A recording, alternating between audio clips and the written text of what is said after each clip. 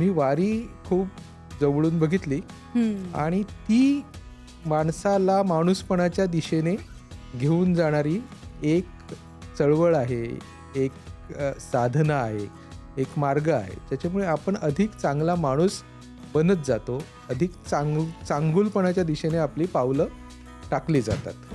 मी रिंगण करताना हेच म्हटलं की दिवाळीचे अंक असतात, तर महाराष्ट्राचा सगळ्यात मोठा सोहळा असलेल्या वारीचे अंक का नाहीत, आषाढीचे अंक का नाहीत? बरोबर. वारी ही गोष्ट म्हणजे आता आपल्या डोळ्यासमोर काय येतं की बाबा आळंदी किंवा देहूवरून चालत जाणारी पंढरपूरकडे एक काही लाख लोक, बरोबर, हे म्हणजे वारी आहे. एकनाथरायांचा सोहळा जोडला तर आपण त्याला 7 मानाचे सोहळे म्हणतात, पालखी सोहळे. हा, म्हणजे आपण जे म्हणतो निवृत्ती, ज्ञानदेव, सोपान, मुक्ताबाई, एकनाथ, नामदेव, तुकाराम, हे 7 सोहळे. त्याच्यातले नामदेवराय हे पंढरपूरचेच होते. वारकरी म्हणजे नियमितपणे एखाद्या तीर्थक्षेत्राला जाणारे लोक, बरोबर. वारी म्हणजे नियमितपणे एखाद्या तीर्थक्षेत्राला जाणं, वारंवार जाणं, पुन्हा पुन्हा पुन्हा पुन्हा जाणं म्हणजे वारी, बरोबर. पण आता हे दोन्ही शब्द वारकरी संप्रदाय, पंढरपूर, विठोबा यांच्याशी जोडले गेलेले आहेत. बरोबर. आषाढीची जशी वारी आहे तशी कार्तिकीची पण वारी आहे. म्हणजे कार्तिकी एकादशी, म्हणजे चातुर्मास जेव्हा संपतो तेव्हा कार्तिकी एकादशी होते. म्हणजे देव झोपला म्हणजे देवशयनी आणि प्रबोधिनी म्हणजे देव उठला तोपर्यंतची वारी. काही लोक हे सतत आळंदी, देहू, पंढरपूर, आळंदी, देहू, पंढरपूर, पंढरपूरवरून परत आळंदी, परत देहू, परत आळंदी असे चालत असतात वर्षभर. असेही लोक आहेत काही. हा, तर ही अशा पद्धतीची वारीचे वेगवेगळे प्रकार चालूच असतात. बरोबर. हा, म्हणजे या सगळ्याला वारी म्हणायला पाहिजे. आपल्याला असं वाटतं की फक्त आता जो पालखी सोहळा चाललाय तो म्हणजे वारी आहे. ज्ञानेश्वर माऊली आणि नामदेवराय या दोघांनी एकत्र मिळूनच या वारकरी संप्रदायाला आजचं स्वरूप, म्हणजे आपण ज्याला वारकरी संप्रदाय म्हणतो, ते आपल्याला मिळवून दिलेलं आहे. म्हणजे जे आपण कुंभमेळ्यामध्ये बघतो, जो केऑस आपल्याला दिसतो, ज्या पद्धतीचं उग्र रूप दिसतं आपल्याला, ते आपल्याला नाही ना वारीमध्ये दिसत. वारीत शांत त्या चेहऱ्यांवरचं समाधान. अवघा रंग एकची झाला, रंगी रंगला श्रीरंग, मी तू पण गेले वाया, पाहता पंढरीचा राया. वारकऱ्यांच्या मनातली ही भावना अखेर 21 दिवसांनी पूर्ण होतीये. आज आषाढी एकादशी आणि ह्याच निमित्त आज आपण जाणून घेणार आहोत मधुराष्टक पॉडकास्टमध्ये वारीची परंपरा, वारीचा इतिहास आणि आता वारीचं बदलतं स्वरूप. नमस्कार. मधुराष्टक पॉडकास्टमध्ये आपल्या सर्वांचं मनापासून स्वागत. आज आषाढी एकादशीनिमित्त आपण बोलणार आहोत वारीबद्दल आणि आपल्यासोबत आहेत रिंगण या वार्षिक अंकाचे संपादक सचिन परब. सगळ्यात अगोदर आपण त्यांचं आपल्या मधुराष्टक पॉडकास्टमध्ये स्वागत करूया. नमस्कार सर. नमस्ते. आणि आमचे गिफ्टिंग पार्टनर आहेत फंक स्ट्रीट, त्यांच्याकडून एक छोटीशी तुम्हाला भेटही. थँक्यू. सचिन परब सरांची आपण थोडक्यात ओळख करून देऊया, कारण गेल्या 25 वर्षांपासून ते पत्रकारिता क्षेत्रामध्ये कार्यरत आहेत. त्याचबरोबर प्रिंट असेल, टी व्ही असेल, इंटरनेट ह्या माध्यमातून त्यांनी काम केलं आहे. ह्या तिन्ही माध्यमातून काम केल्यानंतर त्यांनी आता रिंगण हे वार्षिक अंक आणला आहे. पण सध्या ते पुढारी वृत्त समूहाचे संपादकीय सल्लागार म्हणून कार्यरत आहेत. दरवर्षी आषाढी आणि कार्तिकी एकादशीला प्रकाशित होणाऱ्या रिंगण ह्या संत परंपरेचा सामाजिक सांस्कृतिक मागोवा घेणाऱ्या अंकाचं संपादन करतायत. आत्तापर्यंत एकेका संतांवर आधारित एकूण 13 अंक त्यांनी प्रसिद्ध केलेत. तेव्हा जय हरी विठ्ठल या नामघोषामध्ये आज मधुराष्टकचा पॉडकास्ट आपण सुरू करूयात. पण त्याआधी तुम्हाला एक आठवण करून देते. आजच्या ह्या आषाढी एकादशीनिमित्त पुन्हा एकदा आठवण, कारण आमचा मधुराष्टक हा पॉडकास्ट अनेकांना आवडतोय, अनेकांनी सबस्क्राईब देखील केलं आहे. पण ज्यांनी सबस्क्राईब केलं नसेल त्यांनी जरूर सबस्क्राईब करा. त्याचबरोबर लाईक आणि शेअर करायला विसरू नका. तेव्हा आपण लगेचच मधुराष्टक ह्या पॉडकास्टला सुरुवात करूया. सर, पुन्हा एकदा स्वागत आहे. खरं तर मी तुम्हाला सर म्हणणारच नाही आहे, कारण माऊलीच साक्षात माऊली बसलेले आहेत असं मला वाटतं. कारण आज गेल्या 13 वर्षांपासून रिंगण हे वार्षिक अंक तुम्ही चालवत आहेत आणि अविरत अशी ही खरं तर विठुरायाची सेवाच आहे ही तुमची. आणि संतांच्याबद्दल आज माहिती देणं आज संत परंपरा जपणं हे आज कार्य तुम्ही मोलाचं कार्य करतायत. याबद्दल खूप खूप शुभेच्छा तुम्हाला या रिंगण वार्षिक अंकासाठी. आणि आपण चर्चेला सुरुवात करूया, ह्या पॉडकास्टला सुरुवात करूया. सगळ्यात पहिला प्रश्न, खरं तर महाराष्ट्राला वारी काही नवीन नाही आहे आणि वारीची परंपरा गेल्या 800 वर्षांपासून सुरू आहे. आणि वारी म्हटलं की एक वेगळाच चैतन्य, उत्साह आपल्यामध्ये सगळ्यांमध्ये संचारलेला दिसतो. आज वारीची ही परंपरा, हा इतिहास, ह्याबद्दल सगळं जाणून घेताना तुमच्या घरामध्येच तुमच्या आजीपासून ही वारीची परंपरा आहे. वडील देखील तुमचे वारीला जात होते, आजी देखील जायची. तुमच्या शब्दांमध्ये वारी म्हणजे काय? तू ज्या शब्दांनी सुरुवात केलीस तो म्हणजे माऊली. तो शब्द म्हणजेच वारी आहे. माऊली म्हणजे आई. आपण प्रत्येकामध्ये देव बघणं किंवा माऊली बघणं हीच वारी आहे. म्हणजे कसं आहे की वारी या गोष्टीचा शब्दाचा अर्थ काय आहे, वारीचा इतिहास काय, किती वर्षांपासून वारी चालली आहे. पण प्रत्येकाच्या आयुष्यात वारी ही वेगवेगळ्या पद्धतीने असते. म्हणजे प्रत्येकासाठी वारी ही वेगवेगळ्या काळापासून सुरू होते आणि वेगवेगळा काळ चालते असं मला वाटतं. तर माझ्या आयुष्यामध्ये ती माझ्या आजीपासून आली, वडिलांपासून आली, आईपासून आली आणि ती आमच्या घरात असल्यामुळे पत्रकार म्हणून शोध घेण्याची जी काय आपली एक वृत्ती झालेली असते, आपला जे काय एक किडा झालेला असतो, त्याच्यातून ह्या सगळ्या परंपरेचा शोध घेण्याचा मी प्रयत्न केला आणि त्याच्यातून ती वारी माझी देखील झाली. पण इतकी वर्ष टी व्हीसाठी वारी बघत असताना, कव्हर करत असताना, मराठी वेगवेगळ्या वर्तमानपत्रांमध्ये वारी कव्हर करत असताना, वारीविषयी लिहित असताना मी वारी खूप जवळून बघितली आणि ती माणसाला माणूसपणाच्या दिशेने घेऊन जाणारी एक चळवळ आहे, एक साधना आहे, एक मार्ग आहे, ज्याच्यामुळे आपण अधिक चांगला माणूस बनत जातो, अधिक चांगुलपणाच्या दिशेने आपली पावलं टाकली जातात. बरोबर. आत्ता तुम्ही जे सांगितलं ते फारच परफेक्ट आहे असं म्हणायला हरकत नाही. कारण की इथे ना जाती, धर्म, पंथ, गरीब, श्रीमंत इथे कुठलाही भेदभाव दिसत नाही. कोणीही येतं त्या वारीमध्ये सहभागी होतं. 2 दिवस जरी चालतं त्यांच्यासोबत. निदान तेवढं जरी केलं तरी खूप काही आपण कमावलं आहे असा एक आपल्याला खरंच भास निर्माण होतो असं मी म्हणणार नाही, पण एक काहीतरी अनुभूती येते, हरकत नाही.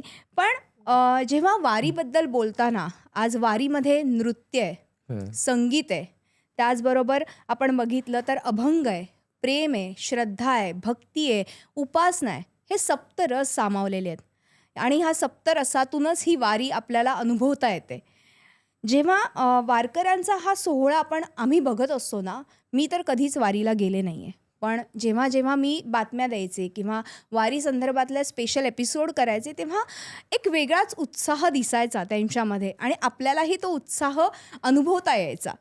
मला त्याबद्दलच जाणून घ्यायचे, काय हा सोहळा असतो? कारण हा दिवाळीपेक्षाही, गणपतीपेक्षाही मोठा सोहळा आहे असं मला वाटतं. जवळपास 20 लाख वगैरे वारकरी त्या ठिकाणी येतात. आम्ही रिंगण करताना हेच म्हटलं की दिवाळीचे अंक असतात, तर महाराष्ट्राचा सगळ्यात मोठा सोहळा असलेल्या वारीचे अंक का नाहीत, आषाढीचे अंक का नाहीत? बरोबर. वारी ही गोष्ट म्हणजे आता आपल्या डोळ्यासमोर काय येतं की बाबा आळंदी किंवा देहूवरून चालत जाणारी पंढरपूरकडे काही लाख लोक, बरोबर, हे म्हणजे वारी येतात. पण ही म्हणजे वारी नाहीये फक्त. बरोबर. याच्याशिवाय वारी खूप वेगवेगळ्या पद्धतीने केली जाते. म्हणजे कसं, हा पालखी सोहळा, अशा पद्धतीचे अनेक पालखी सोहळे हे महाराष्ट्रभरातून येतात. बरं. म्हणजे जसा देहूवरून तुकोबारायांचा येतो, ज्ञानेश्वर माऊलींचा आळंदीवरून येतो, तसा सासवडवरून सोपानदेवांचा येतो, निवृत्तीनाथांचा त्र्यंबकेश्वरवरून येतो, मुक्ताबाईंचा मुक्ताईनगर जे 2 ठिकाणं आहेत त्यांची, त्या दोन्ही मुक्ताईनगरच्या शेजार म्हणजे तालुक्यातल्या दोन्ही ठिकाणांवरून येतो. त्याच्यानंतर तशाच पद्धतीचे इतर सोहळेही भरपूर आहेत. म्हणजे मीही आता जे म्हणतोय त्याच्यात एकनाथरायांचा सोहळा जोडला तर आपण त्याला 7 मानाचे सोहळे म्हणतात, पालखी सोहळे. म्हणजे आपण जे म्हणतो निवृत्ती, ज्ञानदेव, सोपान, मुक्ताबाई, एकनाथ, नामदेव, तुकाराम, हे 7 सोहळे. त्याच्यातले नामदेवराय हे पंढरपूरचेच होते. त्याच्यामुळे हे सगळेजण वाखरीला पोचले की नामदेवरायांचा पालखी सोहळा पंढरपुरातून वाखरीला त्यांच्या स्वागताला जातो. असे मिळून 7 होतात. पण हे फक्त 7 आहेत. हम्म. याच्याशिवाय असे कितीतरी, त्याचं काही डॉक्युमेंटेशन झालेलं नाही आपल्याकडे, हम्म. पण असे कितीतरी छोट्या मोठ्या वेगवेगळ्या संतांचे, वेगवेगळ्या देवतांच्या संस्थानांचे महाराष्ट्रभरातून खूप पालखी सोहळे येतात. बरं. म्हणजे आता गजानन महाराजांचा पालखी सोहळा हा तेवढाच मोठ्या संख्येने आहे हो. आता आपण बघितल्यास. हो. तर एवढ्या मोठ्या संख्येने तो पालखी सोहळा शेगाववरून येतो. हम्म. तो सगळ्यात अगोदर सुरू होतो आणि तिथून इथपर्यंत पंढरपुरापर्यंत तो येतो.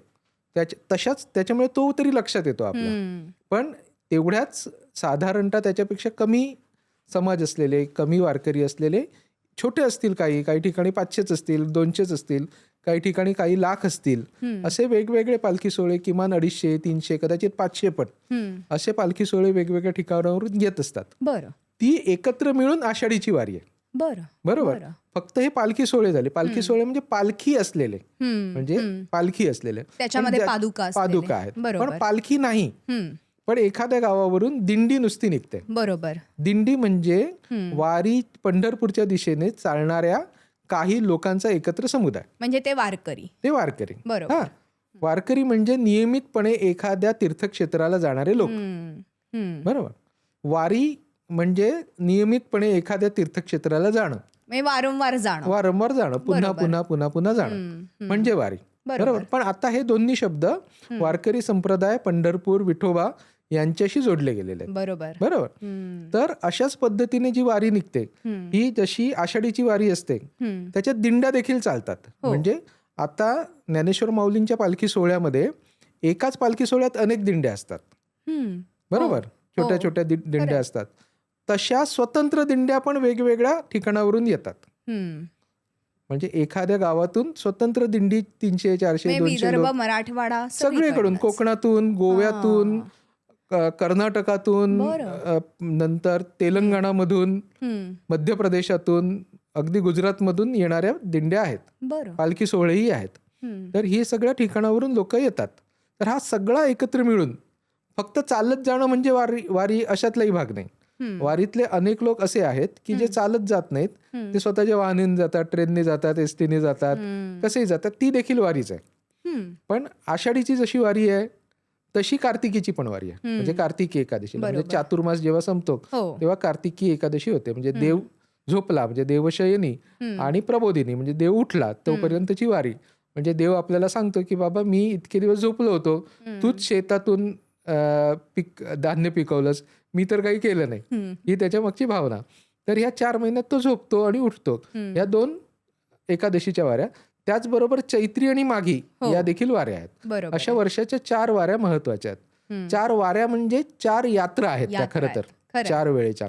पण त्याशिवाय दर महिन्याचे वारकरी आहेत जे महिन्याच्या वारीला जातात. हा, म्हणजे दर महिन्याला, दर एकादशीला जातात. म्हणजे एक एकादशी ही पंढरपुरात आणि दुसरी एकादशी ही संतांच्या ठिकाणी. अशा पद्धतीची पण अनेक लोक जाणार आहेत. म्हणजे आळंदी, सासवड, म्हणजे त्र्यंबकेश्वर, कोथळी, ह्या सगळ्या ठिकाणी दर महिन्याला जाणारे त्या भागातले वारकरी आहेत. देहूला जाणारे लोक आहेत अशा, किंवा निळोबारायांच्या पारनेरला जाणारे लोक आहेत. तर अशा ठिकाणी जाणारे लोक आहेत की ही देखील वारी आहे. किंवा काही लोक हे सतत आळंदी, देहू, पंढरपूर, आळंदी, देहू, पंढरपूर, पंढरपूरवरून परत आळंदी, परत देहू, परत आळंदी, असे चालत असतात वर्षभर. असेही लोक आहेत काही. हा, तर ही अशा पद्धतीची वारीचे वेगवेगळे प्रकार चालूच असतात. बरोबर. म्हणजे या सगळ्याला वारी म्हणायला पाहिजे. आपल्याला असं वाटतं की फक्त आता जो पालखी सोहळा चाललाय तो म्हणजे वारी आहे. हो, म्हणजे आम्हाला आतापर्यंत हेच माहिती होतं की आषाढी एकादशीला साधारणपणे सुरू झाले 21 दिवसांचा हा टप्पा असतो. त्या 21 दिवसांमध्ये पायी जे जातात ते वारकरी आणि तीच वारी. पण आता तुमच्या ह्या सांगण्यातून माझ्या पण हे लक्षात आलं, आणि जे आता पॉडकास्ट बघत असेल त्यांच्याही लक्षात आलं असेल की वारी म्हणजे असं काही नाही, जे जेव्हा जेव्हा तुम्हाला जमेल ती वारीच असते. माऊली, आत्ता तुम्ही जसं म्हणालात हे वारकरी आहेत, पण ह्या वारीचा किंवा एकूणच ह्या दिंडी सोहळा, पालखी सोहळा, ह्या सगळ्याचा पाया नेमकी ज्ञानेश्वरान महाराजांनी रचला असं ऐकिवात आहे. पण त्यांचे आई वडीलही जातच होते ना वारीला. म्हणजे असं आहे की आता ज्ञानेश्वर माऊलींनी कशाचा पाया रचला, तर वारकरी संप्रदायाचा पाया रचला. ते वाक्य कुठून आलेलं आहे तर तुकोबारायांच्या शिष्या होत्या बहिणाबाई नावाच्या, म्हणजे बहिणाबाई चौधरी वेगळ्या, बहिणाबाई वेगळ्या, या बरोबर. बहिणाबाई सिवूरकर. या बहिणाबाईंचा एक अभंग आहे. त्याच्यामध्ये असं म्हटलंय की ज्ञानदेवे रचिला पाया. मग ज्ञानदेवांचा त्याच्यामध्ये उल्लेख आहे की ही जी एक मंदिर आहे उभं केलेली, ही इमारत आहे, त्या इमारतीचा पाया म्हणजे संप्रदाय जो आहे त्याचा पाया हा ज्ञानेश्वर माऊलींनी रचला. ज्ञानेश्वर माऊलींनी पाया रचला म्हणजे काय आहे तर ज्ञानेश्वर माऊलींनी त्या विचारांना एक अधिष्ठान दिलं, म्हणजे तत्वज्ञान सांगितलं. या वारकरी संप्रदायाचं तत्वज्ञान ज्ञानेश्वर माऊलींनी ज्ञानेश्वरीमधून सांगितलं म्हणजे पाया रचला. बरोबर.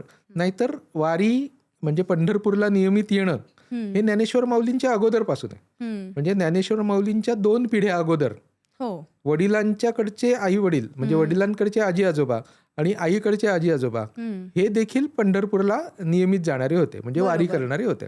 वारी या शब्दांचा उल्लेख असे काही म्हणजे ग्रंथ आहे, ग्रंथांमध्ये तर आहेतच आहेत, पण असे काही शिलालेख आहेत ज्याच्यामध्ये वारीचा उल्लेख शब्द आलेला आहे की ज्याच्यासाठी वतन दिलेलं आहे, वृत्ती दिलेली आहे की बाबा इथे इथे खर्च करण्यासाठी लागलेला हे भाग. असं ते वारी हा ज्ञानेश्वर माऊली आणि नामदेवराय हे समकालीन आहेत. नामदेवराय थोडेसे मोठे आहेत वयाने, 4-5 वर्षांनी ज्ञानेश्वर माऊलींपेक्षा. तर नामदेवरायांच्या घरी देखील वारी आहे आणि ज्ञानेश्वर माऊलींच्या घरी देखील वारी आहे. म्हणजे आता जेव्हा नामदेवराय ज्ञानेश्वर माऊलींच्या आई वडिलांचं लग्न झालं तेव्हा त्यांच्या आजोबांनी त्यांना कुलदेवतेच्या पूजेला म्हणजे कुलदेवचं दर्शन करायला म्हणून पंढरपूरला आणलेलं आहे. आणि मग तेव्हा जत्रा आहे, त्या जत्रेचं वर्णन नामदेवरायांनी करून ठेवलेलं आहे. म्हणजे आज ज्ञानेश्वर माऊलीचं चरित्र आपल्याला माहिती आहे कारण नामदेवरायांनी लिहून ठेवलंय. तर ज्ञानेश्वर माऊली आणि नामदेवराय या दोघांनी एकत्र मिळूनच या वारकरी संप्रदायाला आजचं स्वरूप म्हणजे आपण ज्याला वारकरी संप्रदाय म्हणतो ते आपल्याला मिळवून दिलेलं आहे. पण मग त्याच्या पूर्वीपासून लोक पंढरपूरला जात होते का तर जात होते. त्याचे उल्लेख त्याच्या पूर्वीच्या ग्रंथांमध्ये देखील आहेत. लीळा चरित्रामध्ये देखील पंढरपूरला जाणाऱ्या लोकांचा उल्लेख आहे. ही फार पूर्वीपासूनची परंपरा आहे. पण मग त्याला आत्ताचं जे वारकरी संप्रदायाचं रूप आहे, वारकरी परंपरेचं रूप आहे, एका निश्चित विचारधारेचं रूप आहे, हे ज्ञानेश्वर माऊली आणि नामदेवराय आणि त्यांच्या बरोबरचे कमीत कमी 25 ते 30 संत महत्वाचे, म्हणजे अजूनपर्यंत आम्ही एक 13 संतांवर त्यांच्या समकालीन 13 संतांवर काम केलंय. त्याच्याबरोबर ज्ञानेश्वर माऊली हे 14 झाले. असं दरवर्षी एक एक अंक करतो. तर अशी आपण जर संख्या मोजायची झाली तर साधारणतः एक 25-30 महत्वाचे संत निघतील. आणि संत म्हणजे कोणी लहान कोणी मोठा असं नाही, संत म्हणजे संतच. म्हणजे ज्या संत ज्ञानेश्वर माऊली पण तितकेच महत्वाचे आणि चोखोबाराही तितकेच महत्वाचे आमच्यासाठी. तर ह्या संतांचे एक 24-25 जण आहेत आणि त्यांनी उभा केलेली वारकरी चळवळ, वारकरी संप्रदाय, वारकरी परंपरा, असं तुम्हाला जो शब्द वापरायचा आहे तो आपण वापरूया. वारकरी मार्ग म्हणूया, पंथ म्हणूया, काय म्हणायचं ते म्हणूया. तर त्यांनी याची सुरुवात केलेली आहे. तर तो पाया रचलेला आहे. वारी पूर्वीपासून होती. तर आता जो पालखी सोहळा, आता आपण जर समजून घेतलं की वारी एक मोठी गोष्ट आहे, त्याच्यातला हा पालखी सोहळा आहे जो तुकोबारायांचा पालखी सोहळा देहूवरून येतो आणि ज्ञानेश्वर माऊलींचा पालखी सोहळा इकडे येतो. तर तुकोबाराय दरवर्षी पंढरपूरला यायचे, बरोबर. तर दरवर्षी तुकोबाराय आपल्या सगळ्या 1400 टाळकऱ्यांबरोबर पंढरपूरला यायचे असा उल्लेख आहे, बरोबर. तर मग ही सगळेजण यायचे. तर तुकोबारायांच्या नंतर मग ती परंपरा पुढे राहिली, चालू ठेवली की तेच लोक यायचे. तर तुकोबारायांचे भाऊ होते कान्हैया नावाचे, कान्होबा. तर त्या कान्होबांच्या सोबत लोक यायची. कान्होबा असल्यामुळे त्या सगळ्या लोकांना असं वाटायचं हा तुकोबाराय आहेत आपल्याबरोबर. तुकोबारायांचं खूप कमी वयात गेलेले तुकोबाराय, 40शीत गेलेले आहेत. त्याच्यामुळे त्यांच्यानंतर बरीच वर्ष कान्होबाराय आहेत तिकडे.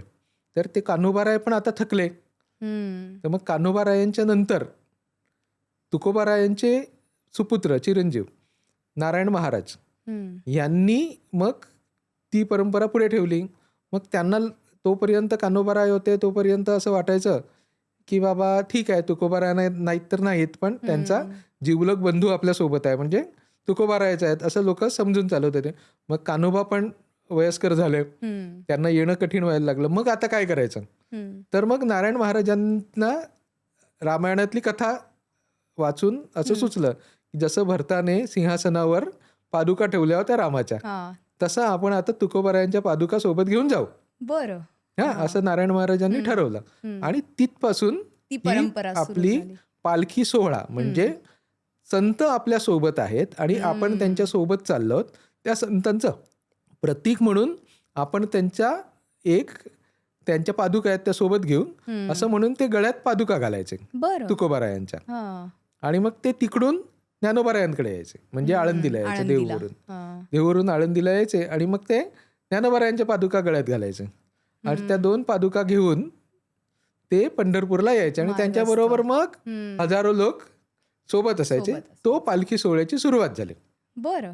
ही सुरुवात कोणी केली? तपोनिधी नारायण महाराज, जे तुकोबारायांचे सुपुत्र होते, चिरंजीव होते, त्यांनी ही केलेली सुरुवात आहे. म्हणून जेव्हा देहूवरून पालखी सोहळा निघतो तेव्हा नारायण महाराजांची तिकडे जी समाधी आहे तिकडे त्याचं पूजन सगळ्यात अगोदर केलं जातं. बरोबर. मग तिथून ती पालखी अशी यायची. मग पुढच्या काळांमध्ये हे देहूकर म्हणजे तुकोबारायांचे जे वंशज होते त्याच्यामध्ये काही भांडण तंटा झाला आपापसामध्ये. तेव्हा मग ज्ञानेश्वर माऊलींचा पालखी सोहळा जो निघतो, म्हणजे या पालखी सोहळ्याला काहीतरी त्रास होईल असं वाटलं. ते वाटलं हैबत बाबा आरफळकर नावाचे एक सत्पुरुष होते. ते म्हणजे ते सरदार होते. आणि मग त्यांच्या जीवनात असा एक प्रसंग घडला होता की त्यांना देवाने वाचवलं असं त्यांना वाटत होतं. तिथपासून ते माऊलींच्या सेवेमध्ये आले. म्हणजे आपण जर आता पंढरपुरामध्ये गेलो ना, तर पंढरपुरामध्ये नामदेव पायरी आहे. बरोबर. म्हणजे नामदेवरायांची पायरी आणि मग आतमध्ये शिरायचं. तसं ज्ञानेश्वर माऊलींच्या समाधी मंदिरामध्ये जाताना हैबत बाबांची अशी हे आहे, म्हणजे तिथे त्यांची समाधी आहे. त्या हैबत बाबा आरफळकरांनी पूर्ण आयुष्य हे माऊलींसाठी, माऊलींच्या विचारांसाठी, माऊलींच्या संप्रदायासाठी अर्पण केलं होतं. ते सरदार होते, ते सैनिक होते, म्हणजे ते सेनापती होते असं म्हणू आपण. हा, म्हणजे ग्वाल्हेरच्या शिंदेच्या घराण्याशी संबंधित असलेले त्यांच्या सैन्यातले ते सरदार होते. मग ते तिथे त्यांनी ठरवलं की हे अडचण होईल, त्यांची भांडणं सुरू आहेत. मग त्यांनी स्वतंत्र ज्ञानेश्वर माऊलींचा पालखी सोहळा सुरू केला. बरं. हैबत बाबा आरफळकरांनी. मग हैबत बाबा आरफळकरांनी तो पालखी सोहळा सुरू केला. हा, ती पालखी देहूकरांनी पालखी हा शब्द ज्याच्यामुळे तो खांद्यावर पालखी घेणं, तो देहूकरांनी केला असं काही जणांचं म्हणणं आहे. काही जणांचं म्हणणं आरफळकरांनी केलं असं म्हणणं आहे. पण ते ठीक आहे, ते तपशिलातल्या गोष्टी आहेत. तर मग ते त्यांनी तिथे पालखी सोहळा सुरू केला. मग आत्ता आपण जे बघतो स्वरूप, की सकाळी सकाळी एक कर्णा वाजतो, म्हणजे असा कर्णा जो असतो ना, तो असा बिगुल आपण ज्याला म्हणून, तो कर्णा वाजतो आणि पालखी सोहळी सुरू होते. आणि मग ते सैनिकाच्या वेशातला चोपदार असतो, बालदार असतो, अब्दागिऱ्या असतात, घोडा आहे, रिंगण आहे, तिकडे सिस्टम आहे व्यवस्थित. एवढे लाखो लोक शिस्तबद्ध पद्धतीने जातात. त्यांचं वेगवेगळे दिंड्या केलेल्या आहेत, त्यांना नंबर दिलेले आहेत, म्हणजे एक तुकडे आहेत एका अर्थारित्या. हे जे सगळं सैनिकी स्वरूप आहे, सैन्याचं स्वरूप आहे, ते हैबत बाबा हे स्वतः सैनिक असल्यामुळे, स्वतः लढवय्ये असल्यामुळे ते त्याच्यामध्ये आलेलं आहे. आणि आजही त्या सगळ्या गोष्टी सगळीकडे रिफ्लेक्ट होतात. म्हणजे सगळ्या पालखी सोहळ्यांना आता तशा पद्धतीचं स्वरूप आलंय. त्यांनी त्याचा एक पॅटर्न तयार करून दिला, तो आजही सगळीकडे फॉलो होतो. बरोबर. हो, आणि सुरुवातीला झेंडा घेऊन असतात, त्याच्या गोष्टी ठरलेल्या आहेत की पताका आहे, विणेकरी आहे. विणा ही फार महत्वाची गोष्ट आहे. विणेकरी आहे, एक डोक्यावर तुळस घेतलेली महिला आहे, एक खंडा घेतलेली महिला आहे. ह्याचं एक सिस्टम आहे, कशा पद्धतीने कोण कसं एकामागोमाग एक असायला पाहिजे तर ती दिंडी होते. हे एकदम व्यवस्थित ठरलेल्या गोष्टी आहेत, त्या आजही पाळल्या जातात. म्हणजे ते गेरूने रंगवलेलेच पताका लागतात, ते झेंडे लागत नाहीत. भगवा आपण म्हणतो ना, भगवा झेंडा तसा नाही लागत. तो तशाच पद्धतीचा गेरूने रंगवलेला कॉटनचा फडकाच लागतो. बरं. हा, म्हणजे असे ते सिल्की आता आपण जे इथे बघतो ना, ते तिथे नसतात. ते बारकाईने आपण बघितलं तर आपल्याला या सगळ्या गोष्टी लक्षात येतात. एवढंच नाही तर इथून आता कुठे मुक्काम होणार, मग थोड्या वेळासाठी विसावा कुठे होणार, मुक्काम कुठे होणार, मध्ये थांबणार कधी, हे सगळं ठरलेलं आहे. बरोबर. मग त्याच्यामध्ये इतका वेळ आपल्याला चालायचंय, तर इतक्या वेळात चालण्यासाठी कुठले कुठले अभंग म्हणायचे हे पण ठरलेलं आहे. तर आता 2 दिंड्यात तेच अभंग म्हणत असतील, हम्म. पण त्या प्रत्येकाच्या चाली वेगवेगळ्या असतील. बरं. मग त्या चाली पिढ्यानपिढ्या ठरलेल्या आहेत. हम्म. तर इतक्या सगळ्या गोष्टी आहेत, म्हणजे ते ठरलेलं आहे. अनेक ठिकाणी त्याची प्रवचनाच्या, कीर्तनाच्या मान असतो प्रत्येक ठिकाणी, प्रत्येक दिंडीमध्ये जिथे थांबतील तिकडे. पालखी सोहळ्यात मान असतो, एक समाज आरती नावाचा प्रकार असतो. खूप वेगवेगळ्या बारीक सारीक अशा गोष्टी आहेत बापरे. की ज्या एका शिस्तबद्ध गोष्टीने ठरवलेल्या आहेत. एक चोपदार आणि त्याच्या हातातला दंड, हम्म. त्या दंडाच्या इशाऱ्यावर पूर्ण लाखोंचा समाज, म्हणजे तो 5 लाख असेल, 4 लाख असेल, तो सगळा थांबतो, खरंच. चालायला लागतो, वेग वाढवतो, स्लो करतो, काय करतो, एक दंड फक्त सोबत असतो, तो आपलं सगळं ठरवत असतो. क्या बात आहे. खरंच हा अनुभव घ्यायलाच हवा. म्हणजे मला एकदा तरी वारीमध्ये जायचं जावंच लागेल, कारण तो आहे. ती आहे ना, अनुभवण्याचीच गोष्ट आहे, सांगण्याची गोष्टच नाहीये. नाही, आणि आता डोळ्यासमोर सगळं येतं आपल्या, पण तो जो अनुभव आहे तिथे बरोबर. गेल्यावरती जी ऊर्जा आहे ती एक वेगळी असते. हो, हो. अर्थात माऊली, खरं तर आपण बघितलं तर की तुम्ही आत्ता जे सांगितलं त्याच्यानंतर एक ह्याच अनुषंगाने मला तुम्हाला प्रश्न विचारावासा वाटतो. कारण आज आपण बघतोय की अनेक लोक आज मॅनेजमेंट स्किलचे धडे घेत आहेत, एवढ्या सगळ्या गोष्टी शिकतायत, पण आज ह्या वारकऱ्यांकडनं, ह्या दिंडी सोहळ्यातून, पालखी सोहळ्यातून बऱ्याच गोष्टी शिकण्यासारख्या आहेत. कशा पद्धतीने सिस्टमॅटिकली ते 21 दिवस खरं तर हे सगळं चालते ही वारी, आणि कुठेही असं भांडाभांडी नाही दिसत, कुठेही कोणामध्येही असं राग नाही आहे, एकमेकांबद्दल दुस्वास नाही आहे, हे सगळं दिसतं. म्हणजे कुठेही शांतपणा, अभंग, कीर्तन ह्या सगळ्या माध्यमातून ते चालत असतात. हेच मॅनेजमेंट स्किल आहे ना. म्हणजे आता आपण आपली जी सगळी मॅनेजमेंटची लोक आहेत, त्यांनी सगळ्यात मास्टर मॅनेजमेंट कोण करतं असं जेव्हा ठरवलं, तेव्हा त्यांनी डब्बेवाल्यांचा शोध घेतला. बरोबर. मग त्यांचं परफेक्शन किती आहे, तर 99.999 वगैरे. ही कोण आहेत मंडळी? वारकरी आहेत. वारकरीच आहेत. बरोबर. खरंय. त्याच्यामुळे वारकरी आणि मॅनेजमेंट, वारी आणि मॅनेजमेंट ह्या गोष्टी एकमेकांशी जोडलेल्याच आहेत. बरोबर. लाखो लोक एकत्र नाही ना चालू शकत. म्हणजे जे आपण कुंभमेळ्यामध्ये बघतो, हो, जो केऑस आपल्याला दिसतो, ज्या पद्धतीचं उग्र रूप दिसतं आपल्याला, ते आपल्याला नाही ना वारीमध्ये दिसत. वारीत शांत, त्या चेहऱ्यांवरचं समाधान, म्हणजे ती भले तिकडे आता रील्समध्ये दिसणारी साधी साधी माणसं असू देत, त्यांच्या चेहऱ्यावरचं समाधान आहे ना, तीच गोष्ट मॅनेजमेंट आहे. मॅनेजमेंटसाठी काही वेगळ्या गोष्टी कराव्या लागत नाही. हे आनंदाचं मॅनेजमेंट आहे. म्हणजे आपण मॅनेजमेंट कुठल्या गोष्टीने, कुठल्या प्रेरणेने तिथे आलेलं आहे, ते काहीतरी कशाच्या प्रेरणेने आलेलं आहे, तिथे आल्याच्या नंतर काहीतरी मिळणार आहे का, तिथे काही पैसे मिळणार आहेत का, तिकडे काही नोकरी मिळणार आहे का, तिकडे कोण नवस बोलणार आहे का, त्याच्यातलं काहीच नाहीये. ही सगळी माणसं फक्त आनंदाच्या प्रेरणेने चालतात. बरोबर. की ते 20, 21, 22, 25 दिवस हे आपल्याला आनंदात घालवायचे आहेत. आपला चार्ज करून घ्यायचंय आपल्याला, आणि परत वर्षभराने चार्ज व्हायला यायचंय. तर हीच फक्त गोष्ट आहे. आणि मग ठरलेल्या गोष्टी आहेत, त्या परंपरेवरचा अभंग, अखंड असा विश्वास की आपल्याला ही परंपरा चालवायची, की माझ्या अनेक पिढ्यांपासून ही परंपरा चालत आलेली आहे, ती मला पुढे न्यायची. वारी चुको नेदी हरी, म्हणजे ही वारी माझी चुकू नकोस, एवढीच प्रार्थना आहे. अगदी बरोबर. आता असं आहे की ह्याच्या पुढे जाऊन असं सांगितलं जातं की आमचे सावतामाळी महाराज, संत सावतामाळी, आम्ही त्यांना सावतोबा असं म्हणतो, तर त्या सावतोबा हे पंढरपूरला जातही नव्हते, आपलं कामच करायचे. म्हणजे कांदा मुळा भाजी अवघी विठाई माझी, हे आपण ऐकलेलं आहे. बरोबर. तर फक्त शेती करायची, माझं काम, हीच माझी वारी आहे. बरोबर.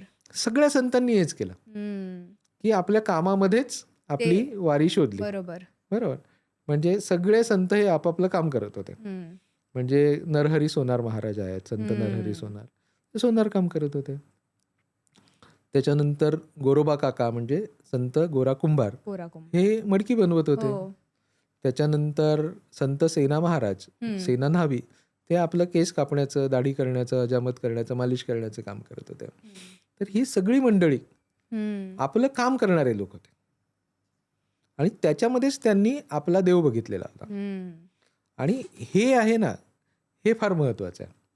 कारण हे काम करता करताच आम्ही वारी करतो आहोत.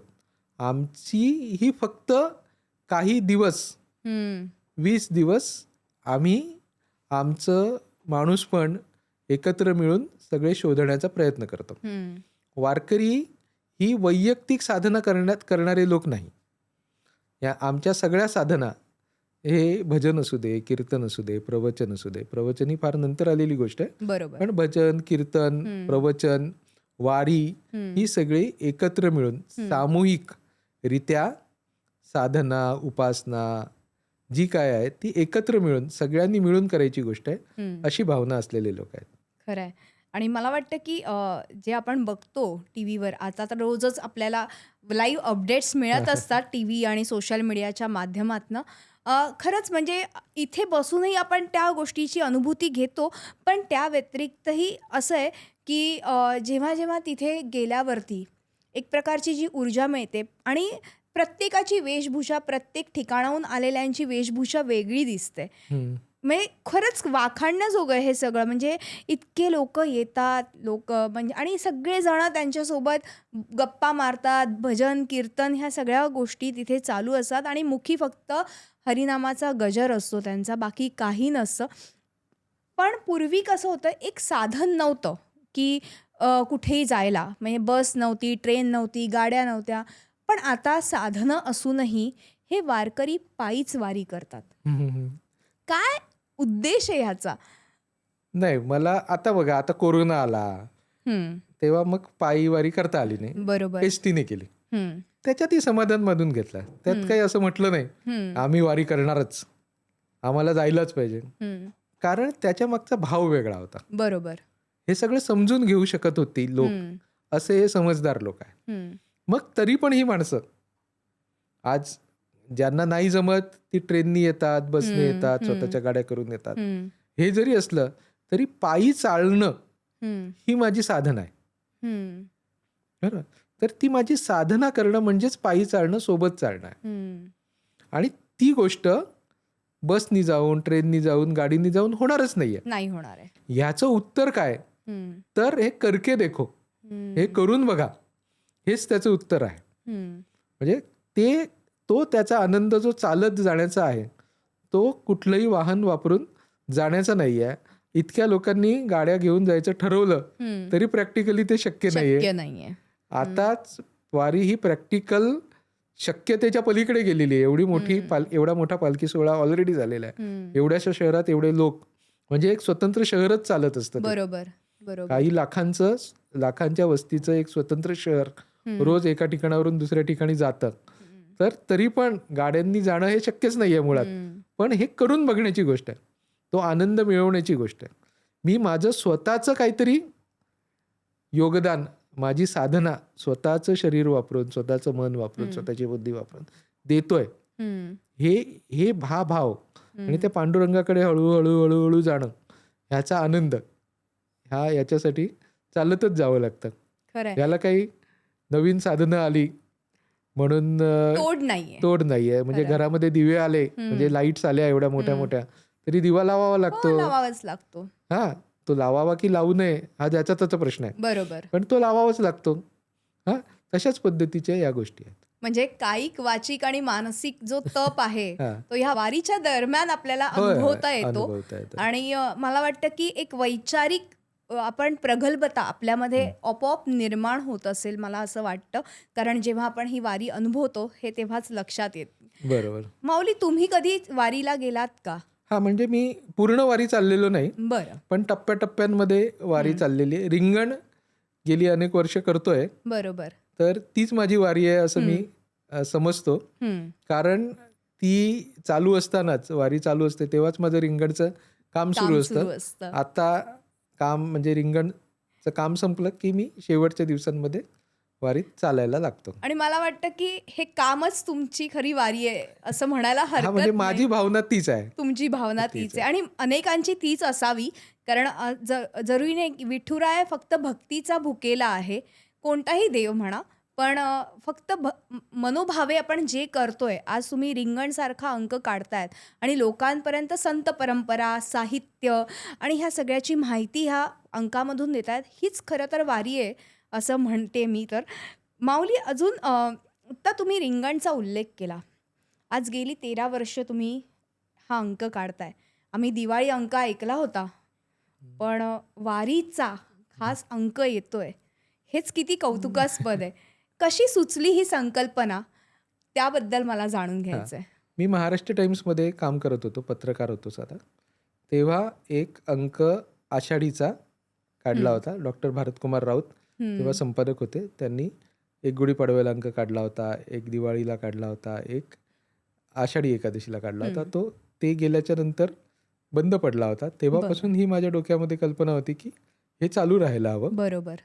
माझं त्याच्याविषयी त्यांच्याशी बोलणंही झालं होतं राऊत सरांशी की हे चालू राहायला हवं. तर ते म्हणाले आता मी नाही आहे तर तो चालू ठेवायला पाहिजे. पण मी तर तिकडे साधा रिपोर्टर होतो, मी कुठून चालू करणार होतो.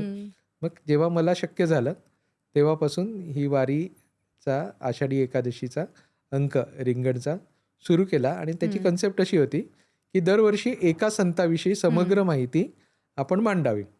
आता मी काही कीर्तनकार, वारकरी काहीच नाही. बरोबर.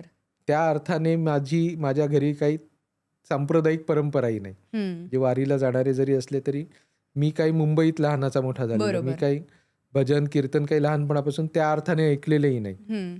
त्यापेक्षाही पुढे जाऊन सांगायचं तर मी काही संत साहित्याचा अभ्यासक नाही, बरोबर. मी संशोधक नाही, मी कोणीच नाही, मी साधा पत्रकार. तर मी पत्रकार म्हणून ह्याच्याकडे कशा पद्धतीने बघू शकतो ह्याचा मी विचार करू लागलो. मग काय करायचं, आपण पत्रकार काय करतो, टीव्हीवाले जातो, एखाद्या गावामध्ये जातो, तिकडून शोधतो. बरोबर. मग तसं आम्ही नामदेवरायांच्या वेगवेगळ्या गावी वेगवेगळे पत्रकार गेलो, मग आमच्या टीममधले सगळे. मग कोणी नामदेवरायांचं पहिला अंक नामदेवरायांवर केला. मग नामदेवरायांचं गाव कुठे होतं, तर मूळ गाव नरसी नावाचं हिंगोलीमध्ये गाव आहे, तिथे गेलो. पंढरपुरात गेलो, आळंदीला गेलो, जिथे जिथे ज्ञानेश्वर नामदेवराय गेलेले होते तिथे.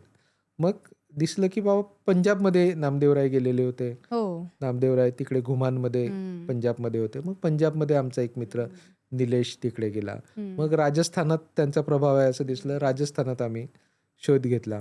त्याच्यानंतर पुढे जाऊन कळलं दिल्लीला देऊळ आहे, तर दिल्लीमध्ये शोधलं. गुजरातमध्ये त्यांचा प्रभाव आहे, तिकडे लिहायला सांगितलं मित्रांना. असं आम्ही सगळीकडून शोधण्याचा प्रयत्न केला. बरोबर. आणि मग तिथे जाऊन रिपोर्टाज असं आपण त्याला आपल्या पत्रकारितेच्या भाषेमध्ये म्हणतो, ते रिपोर्टाज मधूनच त्यांचं चरित्र, त्यांची महत्ता, त्यांची थोरवी असं मांडण्याचा गेली 13 वर्ष आम्ही 13 अंकांमधून प्रयत्न करतो आहोत. मग सुरुवातीला नामदेवराय झाले, दुसऱ्या वर्षी पैसे नव्हते म्हणून काही अंक केला नाही. दुसऱ्या वर्षी चोखोबरायांचा होता, म्हणजे तिसऱ्या वर्षी जनाबाईंचा होता, चौथ्या वर्षी निवृत्तीनाथ होते, 5व्या वर्षी विसोबा खेचर, 6व्या वर्षी गोरोबा काका म्हणजे गोरा कुंभार, 7व्या वर्षी सावतोबा म्हणजे सावता महाराज. त्याच्यानंतर मग अशी सगळं म्हणजे नरहरी महाराजांवर अंक आला, मुक्ताबाईंवर अंक आला, चांगदेवांवर अंक आला, परिसा भागवतांवर अंक आला. अशा पद्धतीचे 12 अंक आले. आणि या वर्षीच्या आषाढीला आत्ता आषाढी एकादशीला हा संत सेना महाराजांवरचा अंक येतोय. संत सेना पंजाब मधले, हा ते महाराष्ट्रातलेच आहेत, म्हणजे ते कुठले आहेत ते माहित नाही खरं तर. ते पंजाब मधले आहेत का, ते मध्य प्रदेशातले आहेत का, ते महाराष्ट्रातले आहेत का? कारण महाराष्ट्रात आज मराठीमध्ये त्यांचे खणखणीत 260च्या वर अभंग उपलब्ध आहेत. बापरे.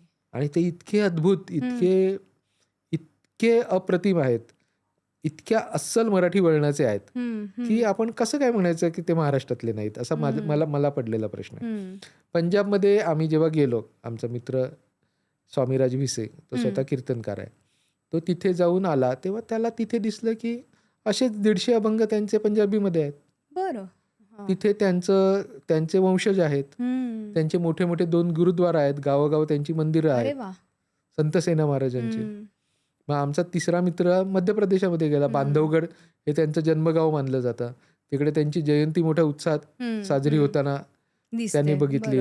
तिथेही गावोगाव त्यांची देवळं आहेत. हिंदीमध्ये 300च्या वर रचना त्यांच्या उपलब्ध आहेत. तिकडची निमाडी नावाची बोली आहे, त्याच्यामध्ये त्यांचे अभंग आहेत.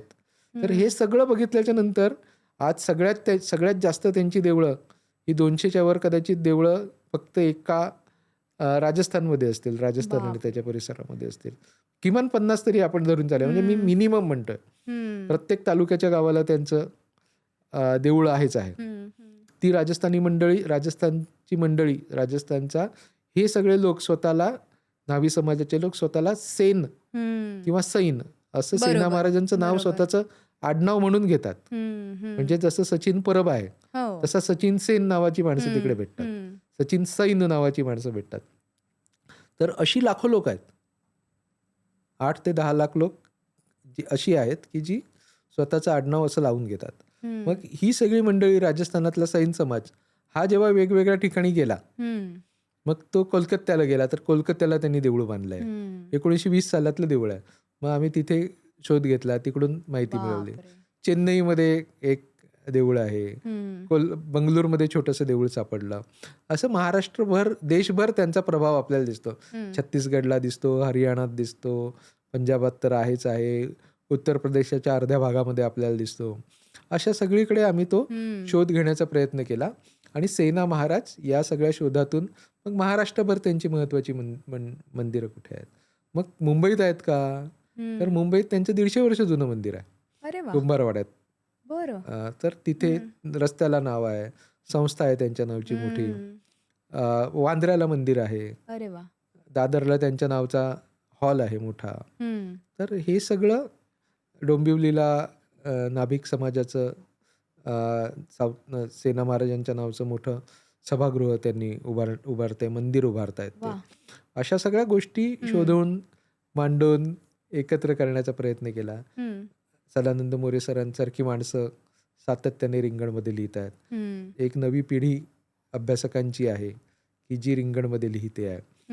त्याच्याशिवाय सिनेमामध्ये कधी सिनेमा निघाला का सेना महाराजांचा, त्यांचे अभंग कोणी कोणी गायलेत, त्यांच्यावर कोणी कादंबऱ्या लिहिल्यात का, त्यांच्यात कुठल्या टीव्ही सिरियलमध्ये सेना महाराजांचं पात्र होतं का, ते कोणी केलंय का, इथपासून ते न्हावी समाजाचा इतिहास काय आहे, नाभिक समाजाचा इतिहास काय आहे नेमका, इथपासून असे सगळे लेख ह्या जवळपास 184 पानाच्या अंकामध्ये आलेले आहेत. तू बघितलंस की ते आम्ही अत्यंत उत्तम कागदावर चांगला लेआउट करून, चांगली माहिती, चांगले फोटो मेहनत करून मिळवून ते अत्यंत देखण्या स्वरूपामध्ये मांडण्याचा प्रयत्न करतो. कारण संतांचं म्हटलं काहीतरी की ते कसलं तरी कशा तरी कागदावर कसं तरी घाणेरडं छापलेलं असं लोकांच्या डोक्यात असतं. ते आता ते तरी तोडण्यात आम्ही यश मिळवलंय असं आम्हाला वाटतं. हे सगळं आहे. आज तुम्ही प्रिंट मीडिया, त्याचबरोबर TV मीडिया, डिजिटल मीडिया आणि तुम्ही एकूणच ग्लोबलायझेशन बघितलेलं आहे. मग तुम्हाला अंक का काढावा असा वाटला? नाही, तेव्हा ते सगळं डॉक्युमेंटेशन डिजिटल म्हणजे व्हिडिओ स्वरूपामध्ये करणं हे त्या काळात कठीण होतं जेव्हा सुरुवात केली तेव्हा. पण एखादी वेबसाईट वगैरे? तर आपली रिंगणची वेबसाईट आहे ज्याच्यावर हे सगळ्या अंकांचा कंटेंट असतो. आपले पोटापाण्याचे उद्योग वेगळे असतात आणि त्याच्यातून वेळ काढून आपल्याला हे काम करतो आपण. त्याच्यामुळे हे काही पूर्ण वेळ करता येत नाही.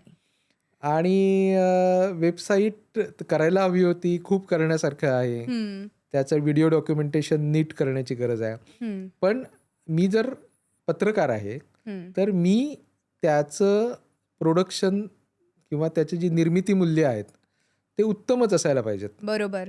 कारण ती माझी सेवा आहे, ती नीटच असायला पाहिजे. तर मी ते नीट कशात करू शकतो, तर ते मी नीट अंकामध्ये करू शकतो याची मला खात्री होते. म्हणजे जर ते अत्यंत व्यवस्थित जर मी उद्या पॉडकास्ट म्हणून करू शकलो, उद्या जर व्हिडिओज डॉक्युमेंटरीज म्हणून करू शकलो, ते जेव्हा मी करू शकेन तेव्हा मी ते करेन. पण करणार नक्की. म्हणजे ते करावंच लागेल. म्हणजे त्याचे रील्स बनवावे लागणार आहेत, त्याचे रोजचे पोस्टर्स बनवावे लागणार आहेत, इथपासून ते पुस्तकं करावी लागणार आहेत. बरोबर. कारण हे अंक सगळे लोक मागतात.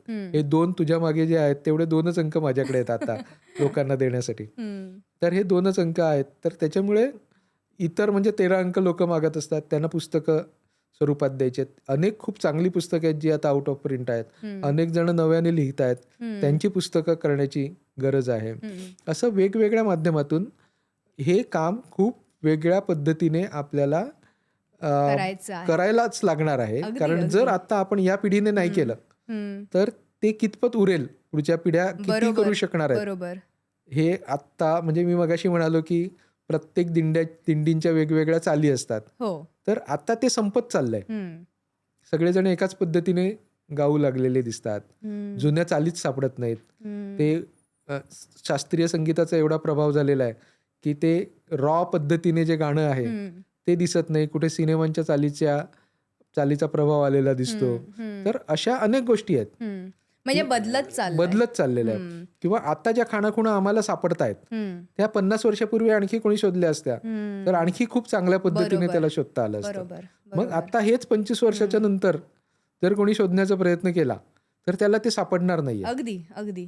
म्हणजे 12 वर्षापूर्वी नामदेवरायांचा अंक करताना समजा आम्ही नरसीला गेलो असो तर तेव्हा 12 वर्षापूर्वी जे सापडलं असेल ते आज सापडण्याची शक्यता कमी आहे. ती माणसंही सापडत नाहीयेत जेव्हा केलेलं आहे. म्हणजे ती नाही आहेत आता जी आपल्याला आपल्या अनेक म्हणजे आपल्या पिढी बदलत चालल्यामुळे ती माणसं सापडत नाही. त्याच्यामुळे हे आत्ताच करावं लागणार आहे. बरोबर आहे. अर्थात हे तुम्ही करणार आहात आणि तुम्हाला पाठबळ मिळणार ते विठुरायाचं अर्थात, आणि तो मार्ग दाखवत असतो. म्हणजे काय असतं की विठुरायाचं कसं पाठबळ असतं हे मी सांगतो. म्हणजे माझे अनुभव हा मला अनुभव ऐकायचाच आहे.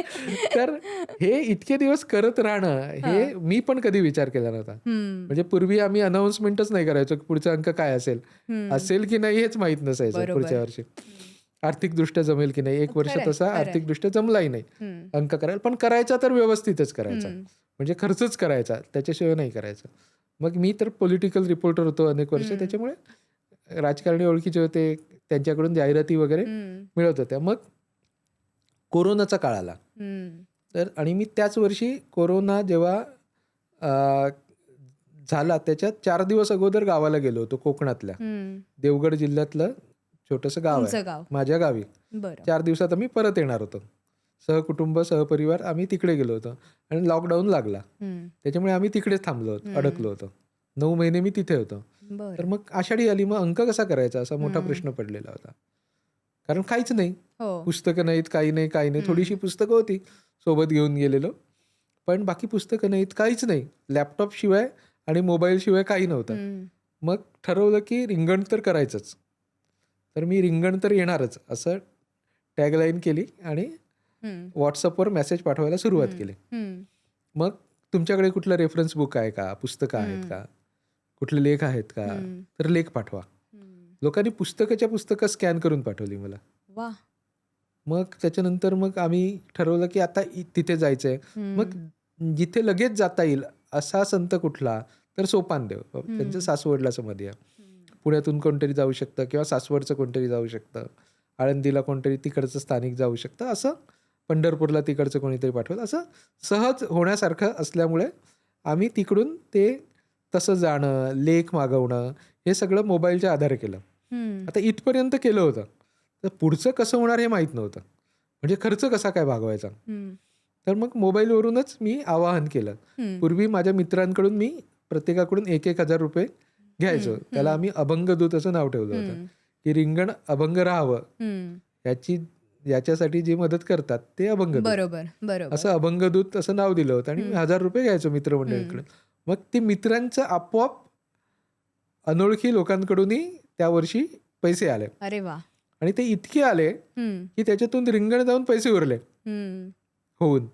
तर मग त्या वर्षी माझ्या हे लक्षात आलं की अरे ज्यांच्याकडे मला माहिती आहे की ज्यांची नोकरी गेली आहे कोरोनात, ती माणसं पण पैसे पाठवतात. अरे वा.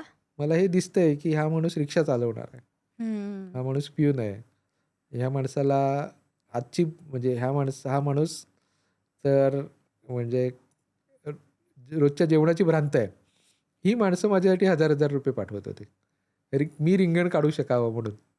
आणि त्यांना असं वाटत होतं ती त्यांची पण वारी आहे, त्यांचं पण योगदान आहे. तर अशी वेगवेगळ्या जाती धर्मातली माणसं पाठवत होती.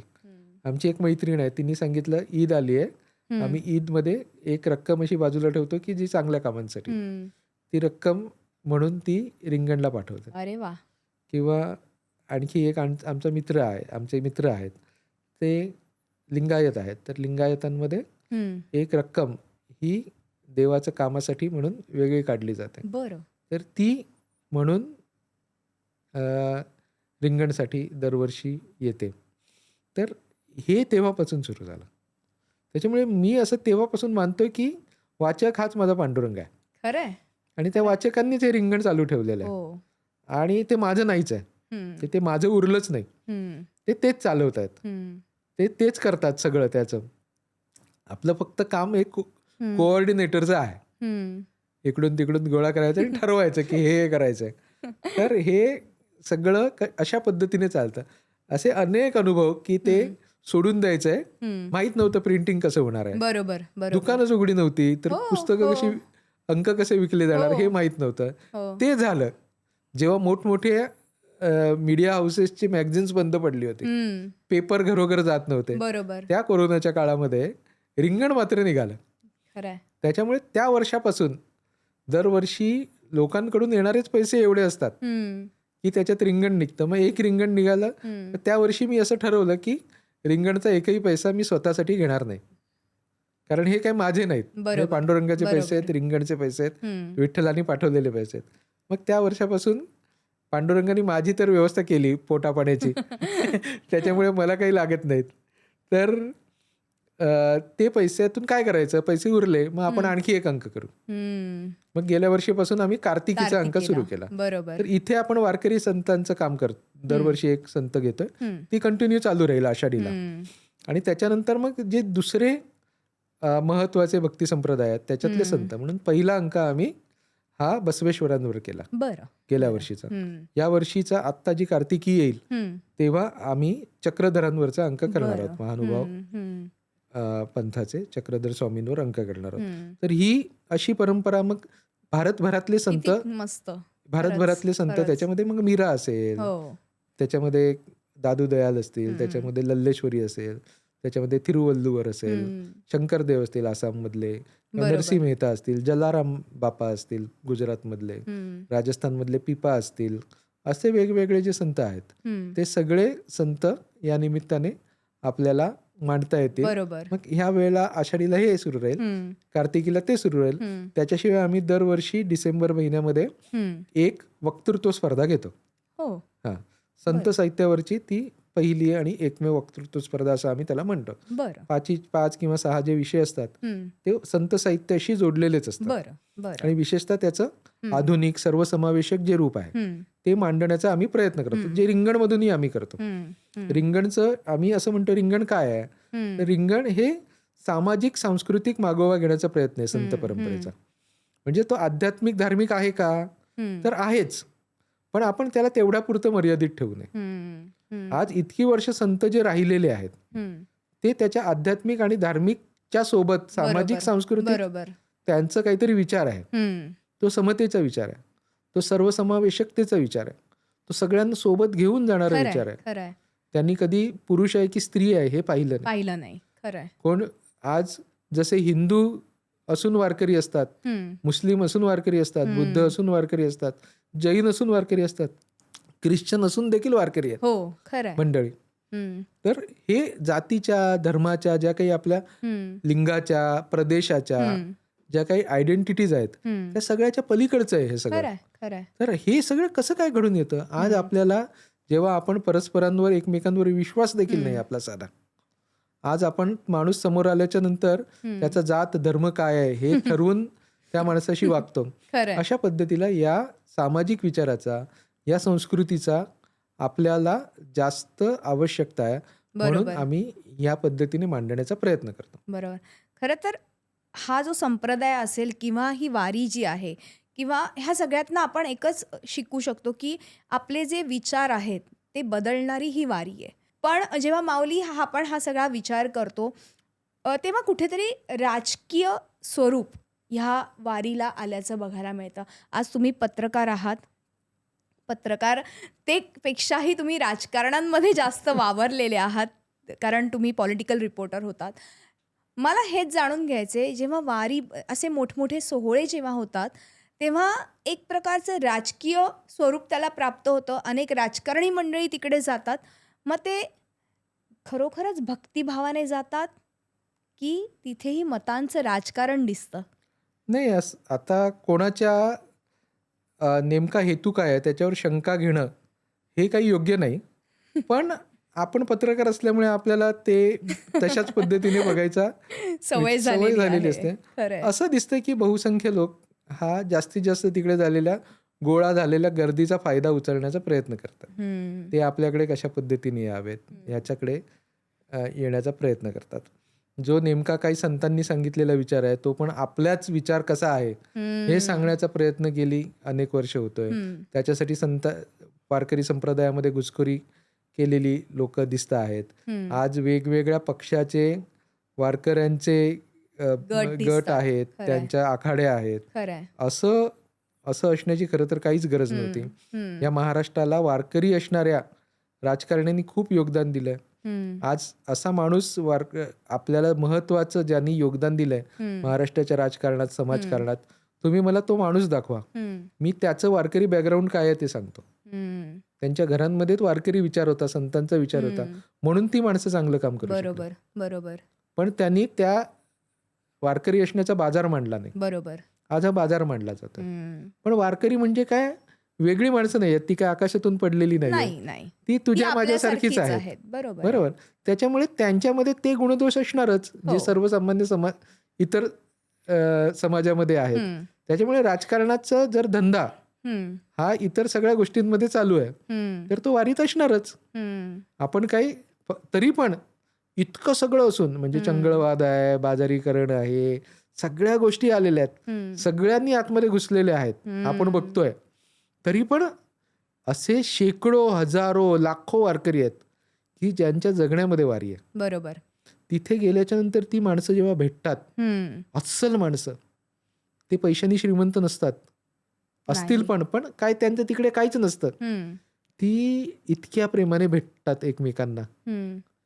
ही प्रॅक्टिस आहे 20 दिवस फक्त.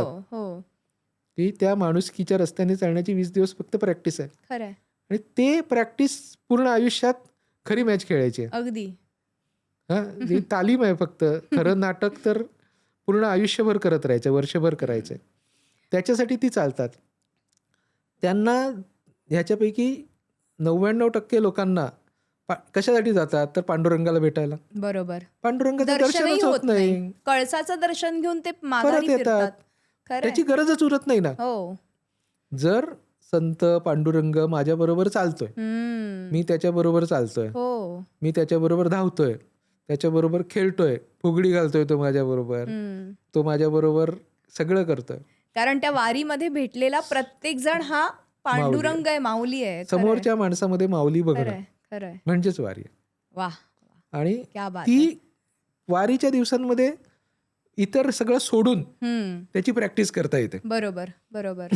आणि इतर वेळेस म्हणजे वारीतून परतल्याच्या नंतर माझ्या रोजच्या जगण्यात म्हणजे तुकोबारायांचं जे का रंजले गांजले तैसे म्हणे जो आपले, या अभंगामध्ये एक असं ओळ येते की तू तुझ्या मुलाबाळांशी जसं वागतोस, जो आपल्या मुलाबाळांशी जसं वागतो तसा नोकरांशी वागत असेल तर त्याला आपण संत म्हणूया.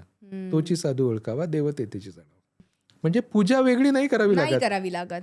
जर मी कोणाचाही मत्सर सोडेन, बरोबर आहे.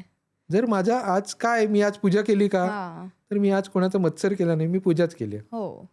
तर ह्या अशा कित्येक गोष्टी आहेत जगण्यात. म्हणजे अनेकांना असा प्रश्न पडतो की पुण्य मिळतं का याच्यात जाऊन. मी ह्या प्रश्नाकडे येणारच होते. रॅपिड फायर राऊंड मध्ये हा मला तुम्हाला प्रश्न विचारायचा आहे.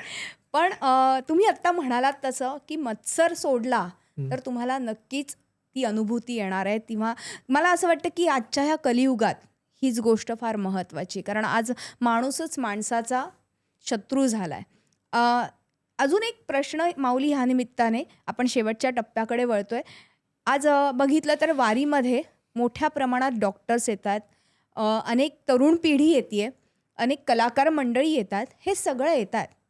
पण कुठेतरी ह्याला ग्लॅमर येतं आहे आणि ती जी वारी आहे ती फक्त रील्स आणि शॉर्ट्स पुरतीच मर्यादित राहिली आहे.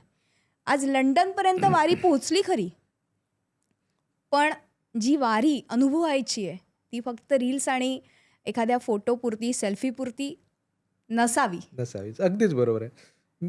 भूकंप आला होता गुजरातमध्ये, हम्म, तेव्हा मी तो कव्हर करायला गेलो होतो. हम्म, टीव्हीवर असं बघितलं होतं की इतके कोलमडलेली बिल्डिंग्ज आहेत, रस्ते तुटलेले आहेत. मी विमानाने उतरलो, आजूबाजूला व्यवस्थित होतं. हम्म, मला असं वाटत होतं आपण विमानतळाच्या बाहेर तरी कसे जाऊ, हम्म, आणि एवढं आहे उद्ध्वस्त झालेलं. मग तिथे गेल्याच्या नंतर कळलं की काही बिल्डिंग कोसळल्यात. हम्म.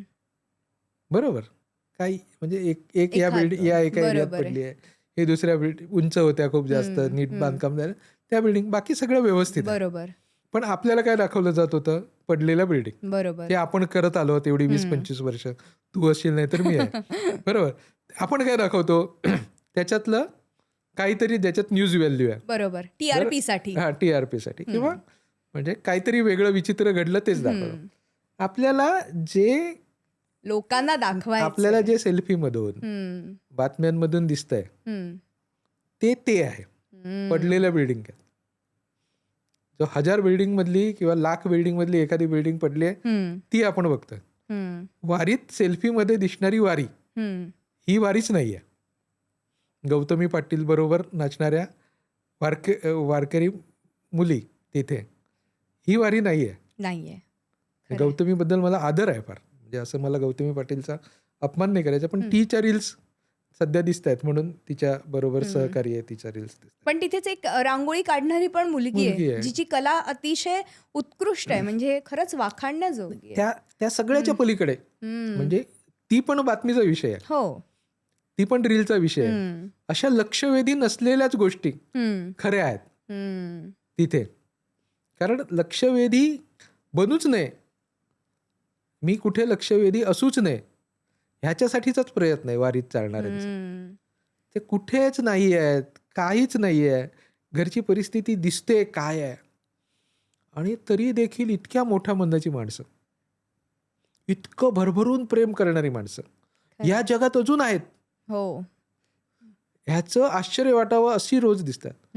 हे कीर्तनकार, प्रवचनकार, ही मोठमोठी भाषणं करणारी माणसं किंवा रिंगणसारखा अंक काढणारी माणसं हे वारकऱ्यांचे प्रतिनिधी नाहीत. सर्वसामान्य वारकरी हाच वारकऱ्यांचा प्रतिनिधी आहे, आणि मनाने निर्मळ असले, निर्मळ, अत्यंत निर्मळ, म्हणजे मनाने निर्मळ आणि वाचेने ज्याच्यात म्हणजे बोलण्यामध्ये गोडवा आहे, अशी माणसं म्हणजेच वारकरी आहेत. त्यांच्या गळ्यात माळ असो किंवा नसो, असं तुकोबारायांनी म्हटलंय. बरोबर. तर ही निर्मळता, ही प्रामाणिकपणा, हे प्रेम, भक्ती म्हणजे काय तर प्रेम आहे ना. खरंय. तर हे प्रेम म्हणजे नितळपणे प्रेम, म्हणजे समोर कोण बसलंय त्याचं स्त्रीत्व, त्याचं पुरुषत्व, त्याचं सौंदर्य, या सगळ्याच्या पलीकडे जाऊन माणूस म्हणून बघता येऊ शकतं का? खरंय. त्याच्या भोग्य असणं समोरचं कोणीतरी, याच्या पलीकडे जाऊन फक्त प्रेम करण्याच्या पातळीवर आपण बघू शकतो का? याची प्रॅक्टिस वारीच्या काळात करायची, एवढं सोपं आहे ते. अगदी. आणि म्हणजे हेच खरं तर वारीचं खरं स्वरूप आहे की आता तुम्ही जे आत्ता सांगितलं ते अर्थात आपण शेवटच्या टप्प्याकडे वळतोय माऊली, कारण 1 तास उलटून गेला. मी तुम्हाला म्हटलं होतं की तुम्ही नक्कीच जास्त बोलणार आहात, मला माहिती होतं, कारण एखादा विषय आपल्याला आवडत असतो त्या विषयावर आपण भरभरून बोलत असतो. तसाच हा वारीचा विषय आहे आणि हा कधी संपू नये, आणि तो रिंगणमधनं आमच्यापर्यंत पोहोचणारच आहे वेगवेगळ्या माध्यमातनं. रॅपिड फायर राऊंडमध्ये आपण, तुम्हाला पहिला प्रश्न हा आहे की एका शब्दात वारी म्हणजे काय? माऊली. वा. पायी वारी केल्याने खरंच पुण्य मिळतं का? पुण्य मिळतच नाही, कारण पुण्यासाठी वारी होऊच शकत नाही. कुठल्या तरी अपेक्षा ठेवून, फलाची अपेक्षा ठेवून वारी करता येत नाही. पुण्य म्हणजे काय? तुकोबारायांनी सांगितलंय, पुण्य म्हणजे परोपकार आणि पाप म्हणजे परपीडा. ते वारी ही वारीसाठीच करायची आहे. त्याच्यातून काही मिळणार अशी जेव्हा भावना येते तेव्हा वारी उरत नाही. अरे वा. ज्याचा त्याचा एक विठ्ठल असतो, तुमचा विठ्ठल कोण आहे? रिंगण. वा. मगाशी तुम्ही बोलताना म्हणालात की रिंगणचा अंक काढताना अनेक अडचणी येत होत्या. मग जेव्हा अशी अडचण आली तेव्हा विठुरायाने तुम्हाला दाखवलेला मार्ग तुम्हाला दिसला का? हा, म्हणजे तोच मार्ग आहे की तू तुझं काम करत जा, आणि मदत उभी राहील हम्म. त्याच्यासाठीच. आज माऊली, तुमच्यावर संत परंपरेचा किंवा ह्या संतांचा विचारांचा पगडा दिसतोय आणि तुमच्या त्या बोलण्यातूनही जाणवत आहे. आज आपल्या पत्रकारिता क्षेत्रामध्ये, मीही त्या क्षेत्रातून आलेले आहे, जरी मी आत्ता पॉडकास्ट करत असले तरी, पण ही पण पत्रकारिताच आहे. हां, ती पत्रकारिताच आहे. पण एक प्रकारचं आपल्याला म्हणतात ना, नैराश्य येतं किंवा कुठेतरी आपल्याला राग येतो, प्रचंड प्रेशर असतं बातमीचं, आणि काही बातम्यांमुळे आपलं मन हळवंही होतं आणि काही बातम्यांमुळे आपली चिडचिडही होते. अशा वेळी आजही तुम्ही त्या भूमिकेत आहात म्हणून मी तुम्हाला हा प्रश्न विचारते. ह्या सगळ्याचा किती मनावर ठोस परिणाम होत असतो, आणि रिंगणमुळे किंवा या संत साहित्याचा अभ्यास करताना, वाचन करताना हे सगळं बाजूला राहतं का? हा, बाजूला राहतं. म्हणजे रिंगण ही अशी गोष्ट आहे की जी काहीतरी शाश्वत गोष्टीकडे घेऊन जाते, आणि रिंगण ही त्याच्यातलं काहीतरी शाश्वत शोधण्याचा प्रेरणा देते. खरी वारी तीच असते की सदैव अखंड आपण काम करत राहणं. आणि खूप छान वाटलं माऊली. रामकृष्ण हरी. रामकृष्ण हरी. थँक्यू. संत परंपरा, साहित्य आणि त्यांचे विचार आज आपल्या सर्वांपर्यंत पोहोचावेत हीच एक आशा घेऊन रिंगणचा जन्म झालाय. माऊलींच्या रिंगण ह्या अंकाला अर्थात शुभेच्छा तर आपण देतच आहोत, पण आषाढी एकादशीच्या ह्या भक्तिमय वातावरणात आपणही तल्लीन होऊयात. आणि पुन्हा एकदा मी तुम्हाला आठवण करून देते, ती म्हणजे आमच्या चॅनलला सबस्क्राईब करा, लाईक करा आणि शेअर करा. पुढच्या भागात एका नवीन पाहुण्यांसह आणि नवीन विषयासह आपण भेटणार आहोत. तोपर्यंत रामकृष्ण हरी.